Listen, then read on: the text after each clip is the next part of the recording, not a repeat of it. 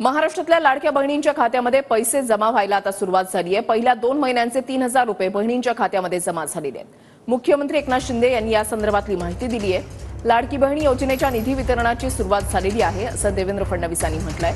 17 तारखेपर्यंत 1 कोटीपेक्षा जास्त बहिणींना पैसे मिळतील असं देखील फडणवीसांकडून सांगण्यात आलंय। कालच मुख्यमंत्री माझी लाडकी बहीण योजना यामधले 2 इन्स्टॉलमेंट आमच्या लाडक्या बहिणींच्या खात्यात जमा होऊ लागले। कारण आम्ही निर्णय घेतल्यानंतर सांगितलं होतं की रक्षाबंधनाच्या अगोदर सर्व आमच्या बहिणींच्या खात्यात पैसे जमा होतील। त्याप्रमाणे सुरुवात झाली आहे।